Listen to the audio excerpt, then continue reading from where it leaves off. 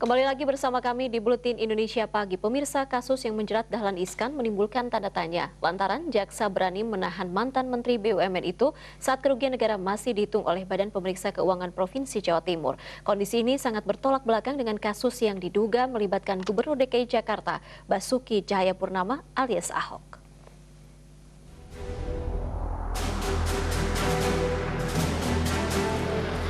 Mantan Menteri BUMN Dahlan Iskan resmi ditahan oleh Kejaksaan Tinggi Jawa Timur pada tanggal 27 Oktober lalu.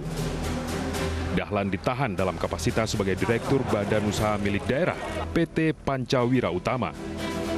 Harus menjadi tersangka yang bukan karena makan uang, bukan karena menerima sogokan, tapi karena harus tanda tangan dokumen yang disiapkan anak buah. Nilai asetnya ini lagi dihitung oleh BPKP. Kasus yang menjerat Dahlan Iskan menimbulkan tanda tanya.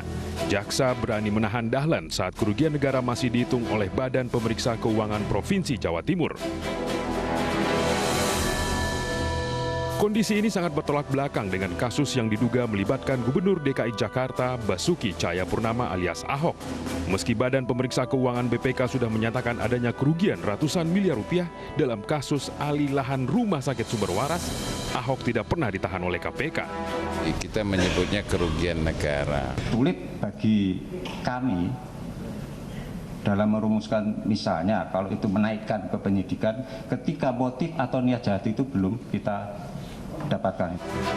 Itulah sebabnya sejumlah pihak menilai Presiden Joko Widodo seolah tidak mendapat dukungan sepenuh hati.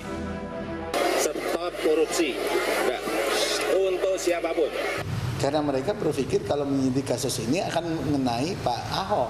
Itu adalah orang yang ingin dilindungi oleh KPK.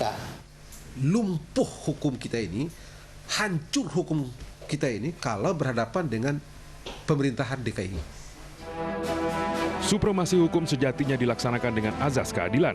Itu dapat bermakna penegak hukum seharusnya bekerja bukan dasar suka atau tidak suka, bahkan bukan juga berdasar atas selera penguasa yang mungkin saja memiliki agenda besar di ibu kota seperti Pilkada 2017. Tim Liputan MNC Media melaporkan.